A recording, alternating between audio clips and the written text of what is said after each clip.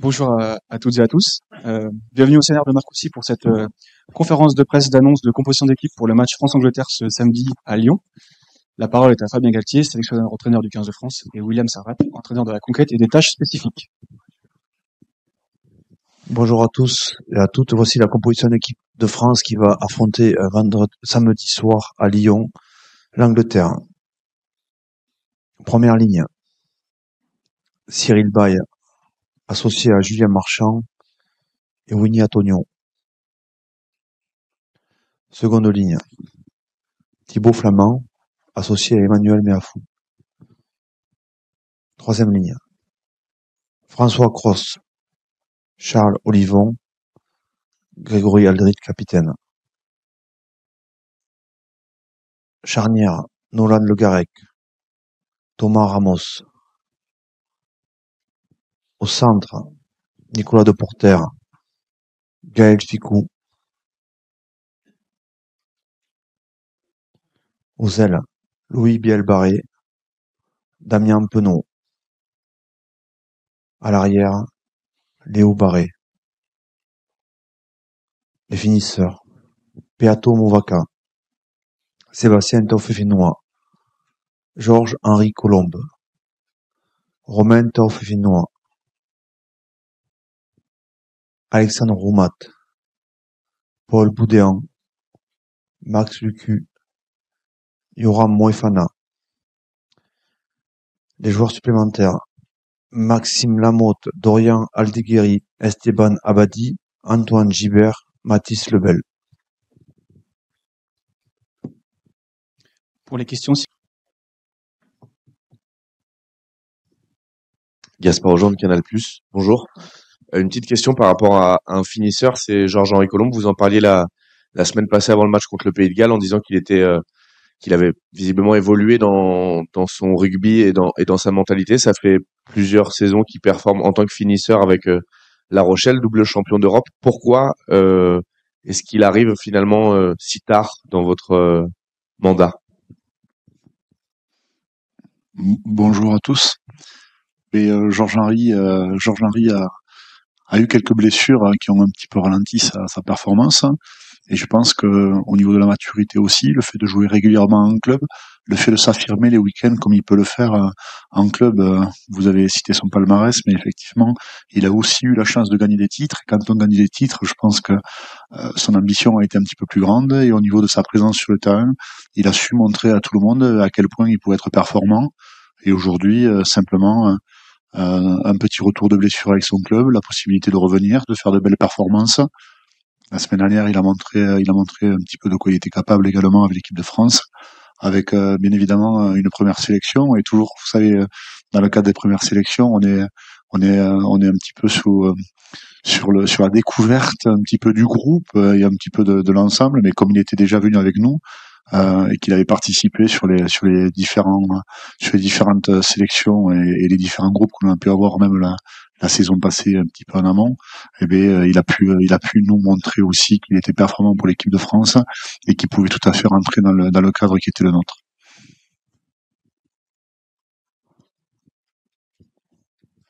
Bonjour messieurs, Fanny Le Chevestrier, Radio France. Est-ce que c'est le manque de temps ou la semaine plutôt raccourcie qui vous a poussé à reconduire exactement les mêmes 23? C'est d'abord la performance du week-end dernier. C'est ensuite le fait qu'il n'y ait pas de joueurs blessés. Et c'est la possibilité d'enchaîner avec la même équipe deux matchs. En 6 jours, c'est vrai que ça nous permet d'aller plus vite dans la préparation qui se veut plus courte.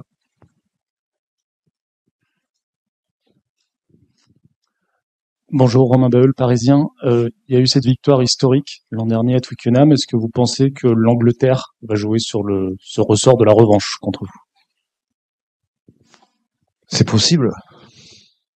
Nous, on s'est préparé de notre côté d'abord sur un adversaire bien identifié qui est l'équipe anglaise, qui sort d'une énorme performance le week-end dernier face à l'Irlande, à Twickenham, qui sort d'une demi-finale de Coupe du Monde perdue d'un point face à l'Afrique du Sud. une équipe en pleine confiance, qui est en train de redevenir la grande équipe d'Angleterre. Et donc nous on s'est concentré sur ce sujet-là, c'est-à-dire l'équipe d'Angleterre du moment.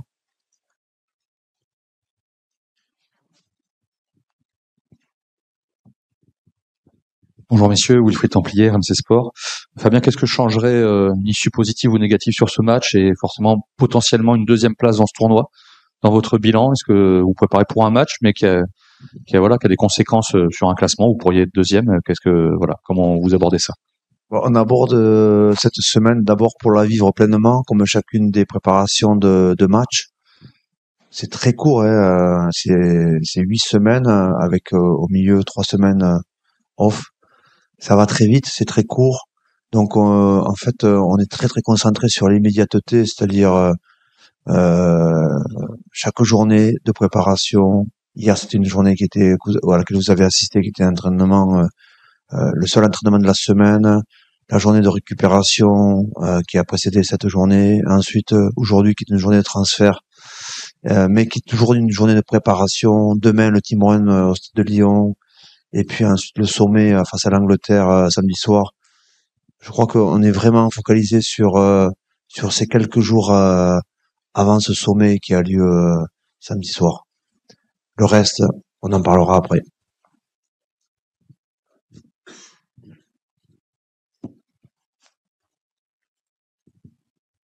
Bonjour Fabien, Anthony Talieu pour Actu Rugby. Est-ce que tu peux nous parler du cas de Cameron Wauquiez? Il s'est dit qu'il avait mis le souhait de ne pas être en tribune au Millennium. Est-ce que tu confirmes? Est-ce que cette demande était légitime? Est-ce que tu as eu des retours de Toulon?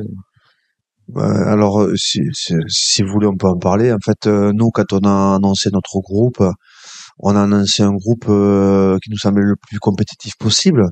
Si on parle d'un joueur parmi un groupe de joueurs, il faut d'abord parler des joueurs qui rentrent sur la feuille de match. Donc Thibaut Flamand, qui a été très performant. Ensuite, parler d'Alexandre Roumat, qui est rentré en seconde ligne pendant ce tournoi, mais aussi troisième ligne, et qui a été très performant à Cardiff. Et ensuite, Esteban Abadi, qu'on a gardé avec nous, parce que il montre à chaque entraînement beaucoup de disponibilité, beaucoup de fraîcheur. C'est un joueur en pleine croissance, et c'est un joueur qui va compter pour le mandat qu'on a lancé en vue de cette Coupe du Monde en Australie. C'est un joueur qui va compter. Concernant Cameron, on a senti qu'il avait besoin de se reposer.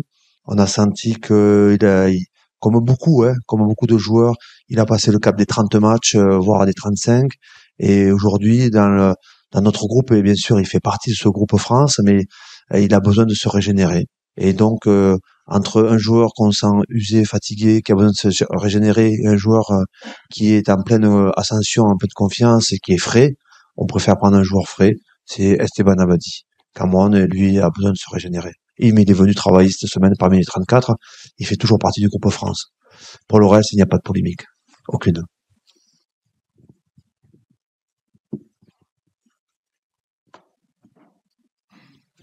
Bonjour, Fabien.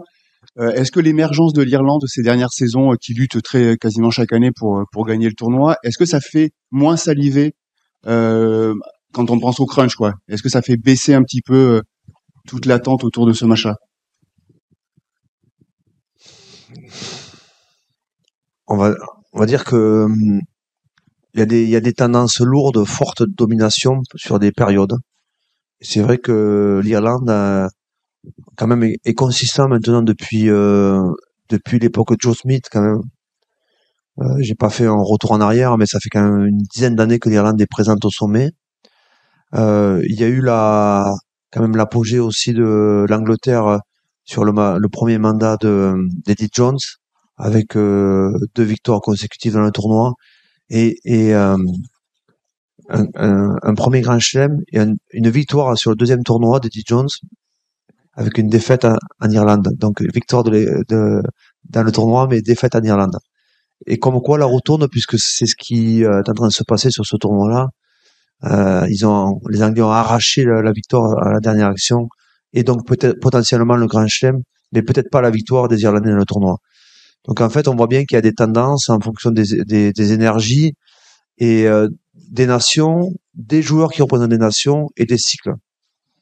On a bien vu flancher doucement les Anglais sur le mandat précédent, et avec une consistance toujours des Irlandais qui ont eu un début de mandat un peu plus difficile quand même sur le mandat d'Andy Farrell, la première année notamment, puisque la première année c'est les Anglais qui gagnent le tournoi, ex aequo avec nous, troisième les Irlandais, et puis ensuite ça s'est doucement inversé, mais on voit bien qu'il y a des tendances, et aujourd'hui la tendance c'est l'Irlande au sommet, qui reste au sommet, et le retour en force et en puissance de l'Angleterre. Donc pour répondre à votre question, je dirais que c'est un autre sommet.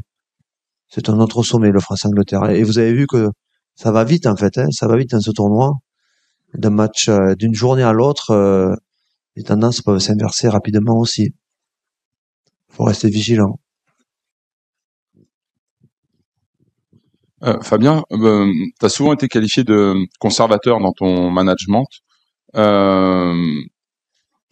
Si je dis pas de bêtises, c'est la première fois depuis que tu es sélectionneur que tu reconduis exactement les mêmes 23 joueurs d'une feuille à l'autre. Est-ce que dans ta quête d'expérience collective, de caper au maximum les joueurs, qui était ton propos au début de ton premier mandat, est-ce que finalement c'est un kiff absolu là de pouvoir reconduire ces 23 mêmes? Comment tu le vis? Est-ce que c'est pour un sélectionneur, est-ce que c'est une situation finalement presque idéale? Oui, puisque l'équipe a gagné, a réalisé une grande performance le week-end dernier. Donc oui, déjà, de par la performance de cette équipe qui était quand même une équipe qui avait beaucoup bougé, hein. Mais c'est ce qu'on ressentait depuis un moment. On a choisi de faire les choses entre guillemets, on peut pas employer le mot en douceur, mais avec cohérence. On n'a pas pris de décision, on a préféré voir ce qui se passait sur le terrain, ressentir les énergies. Et je pense que le moment le plus intéressant peut-être, ça a été la semaine où on a reconstitué les équipes pour les 2 entraînements pour essayer de voir ce qui se passait sur le terrain. C'est toujours le terrain qui parle, hein.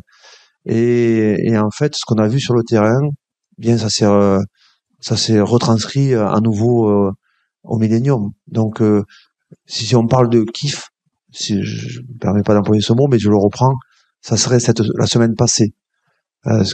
Comment on a réussi à remobiliser en fait notre équipe collectivement, parce que tout le monde s'est battu, même les joueurs qui n'ont pas été repositionnés, ils n'ont pas lâché le morceau. C'est l'émulation. Le kiff, c'est quand les joueurs créent l'émulation entre eux, quand les joueurs veulent tous porter ce maillot, aller le chercher, et que nous, quand on en trouve les portes parce qu'on sent qu'on a besoin d'énergie, on voit que ça répond de suite. Et ça, c'est vraiment, je reprends ton expression. Maintenant, il y a un nouveau challenge, et ça, c'est pas évident. Et cette même équipe, elle a un nouveau challenge. C'est relever ce défi 6 jours plus tard face à l'Angleterre. Et pour nous, cette semaine, elle est focus là-dessus, quoi. Récupérer, se remobiliser, repréparer de manière spécifique cet adversaire qui est différent du Pays de Galles, et répondre présent à nouveau. Et là, évidemment, on fera le point après le match. Peut-être, William, tu vas en rajouter?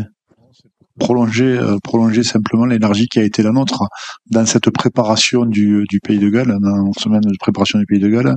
On s'est interrogé, vous êtes interrogé, sur les compositions d'équipe, mais qui nous a permis d'avoir une énergie et une cohésion collective sur le week-end dernier, qui a été très intéressante. Mais elle est simplement aussi la prolongation de tout ce qui a été mis en place depuis ce début de tournoi, avec une volonté de cohérence sportive qu'on n'a pas forcément pu mettre en place. C'est le premier match qu'on joue à 15, et on s'est donné aussi la possibilité d'avoir cette cohérence, parce que le début du tournoi a été cohérent, et dans le prolongement simplement de la méthode qui est employée, de ce que l'on fait depuis 4 ans, mais que l'on continue à faire aujourd'hui, avec bien sûr l'apport de nouvelles énergies et de nouvelles personnes dans le staff qui nous permettent, on le disait précédemment, mais d'avancer encore plus et d'essayer d'amener encore d'autres aspirations à notre jeu. vous parlez d'émulation, d'énergie, de fraîcheur en somme. Est-ce que vous pensez qu'après coup, vous avez peut-être éventuellement sous-estimé le manque de fraîcheur physique ou mentale des mondialistes suite à la déception, et que finalement, le fait d'injecter des nouveaux joueurs contre le Pays de Galles vous apportait cette fraîcheur qui était peut-être celle aussi du début de votre premier mandat il y a 4 ans? Non, on n'a pas sous-estimé, on en avait conscience. Mais il y avait deux écoles. On en parlera plus tard. C'est pas le sujet. Là, on va parler de l'Angleterre. Et si vous voulez, après, on se projettera sur une forme d'analyse de pourquoi, du présent, des choix que l'on a fait à début de tournoi.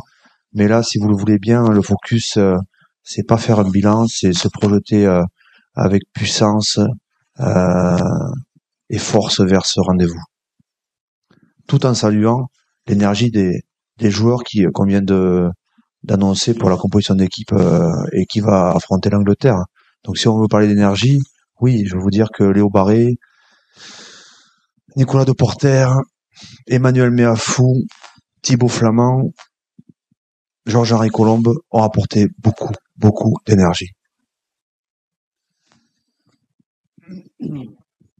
Si on parle de l'Angleterre, alors Fabien, qu'est-ce que vous craignez de cette équipe anglaise? À quoi allez-vous être confronté?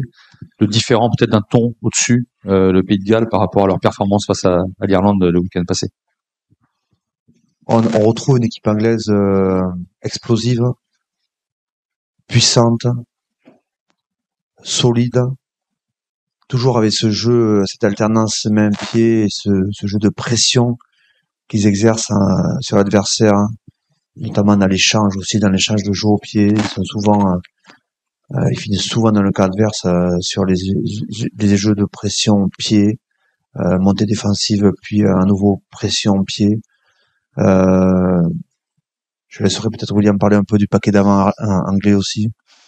Sans être trop précis sur le paquet d'avant, c'est une équipe qui est montée en puissance pendant la Coupe du Monde, qui a réussi quand même à faire une très belle Coupe du Monde et qui aurait très bien pu être finaliste, parce que ça s'est joué à une décision sur une mêlée sur laquelle ils ont été puissants en fin de match. Et aujourd'hui, cette équipe d'Angleterre prétend à encore d'autres ambitions, mais le dernier match le prouve, avec une possibilité, un pouvoir de perforation assez important.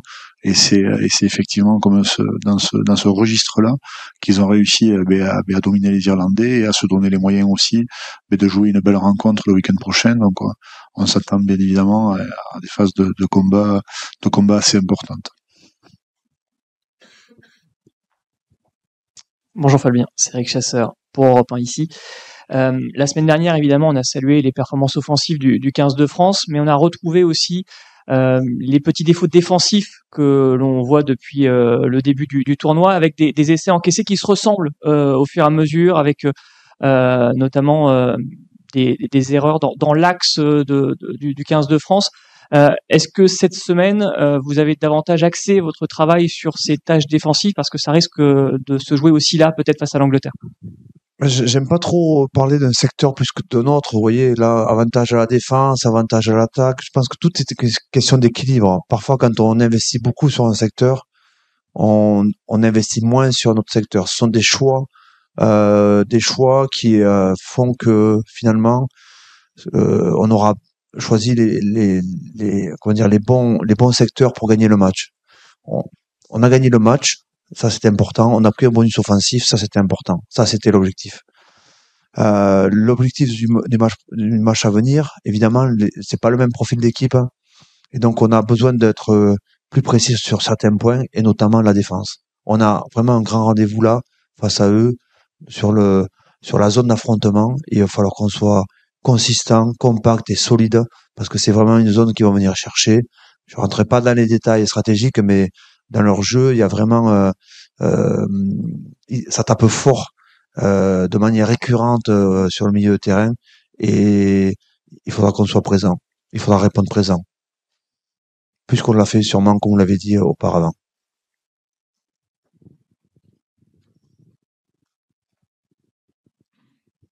Parce puisqu'on parle de défense, on a vu en Irlande la défense anglaise vraiment très très impressionnante. On sait que Felix Jones, qui était avec l'Afrique du Sud, a pris en main sa défense. Est-ce que tu y vois sa patte déjà, et est-ce que Est-ce que tu crains cette défense? Oui, c'est une rush défense, identifiée. Après, avant chaque match, on se méfie toujours parce qu'il y a toujours un aspect stratégique. Et je pense pas qu'ils vont passer sur une défense moins étouffante, mais on voit bien qu'ils ont choisi de copier ce que fait l'Afrique du Sud, c'est-à-dire une rush défense, une défense qui se jette sur l'adversaire, qui prend de l'espace, et qui prend du temps et qui laisse peu de temps pour les manipulateurs pour choisir.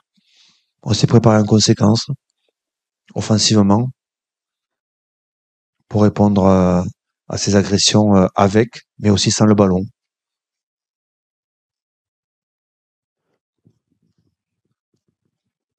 Fabien, contre les Gallois, l'équipe de France a beaucoup tenu le ballon, plus que d'habitude, notamment en première période. Par rapport à tout ce que tu viens d'évoquer à propos de l'Angleterre, est-ce qu'on doit s'attendre à de la continuité dans cette volonté qui était la vôtre, même si tu as évoqué aussi des éléments circonstanciels sur le match des Gallois, mais est-ce qu'on doit s'attendre à cette même stratégie, ou est-ce que, par rapport justement à ce que tu viens d'évoquer, il faudra peut-être un peu plus d'alternance? Ben, il y a trois niveaux de combat, le combat au sol, le combat d'homme et le combat aérien. Il va falloir être juste dans les 3 niveaux de combat, dans le combat au sol, dans le combat d'homme à homme et dans le combat aérien, sachant qu'on va affronter une équipe qui va venir nous chercher avec et sans le ballon. Donc, pour gagner le match, il faudra avancer. D'une certaine manière ou d'une autre, il faudra avancer. Que ce soit mêlé, que ce soit après conquête en touche, que ce soit sur les collisions, que ce soit sur le jeu au pied, sur les chasses. Il faudra chercher en permanence à inverser la pression, avec le ballon ou sans le ballon. Et ce qui compte pour inverser la pression, c'est l'énergie. Donc il faudra vraiment qu'on soit juste sur la partie, sur la gestion de cette énergie, parce que il va y avoir une intensité combattue qui va être énorme, que vont nous proposer les Anglais. Et à nous d'être bons aussi dans la gestion des hommes. On a fait un banc 6-2, comme d'habitude. Et je peux peut-être, William, tu vas pouvoir en parler un peu plus, mais ça va compter. Bien sûr, mais sans rentrer dans la notion stratégique, la volonté est d'avancer, de chercher les espaces, et en cherchant les espaces, il nous faudra trouver des solutions. Il est évident que la semaine dernière, les joueurs qui ont pu apporter cette pierre à l'édifice en venant consolider un peu notre structure et en faisant dominer un petit peu les collisions et avancer cette équipe de France, ben nous fera du bien, et ce sera aussi une volonté de le rééprouver face à l'Angleterre, avec toujours quand même la notion de chercher des espaces et chercher de l'avancer.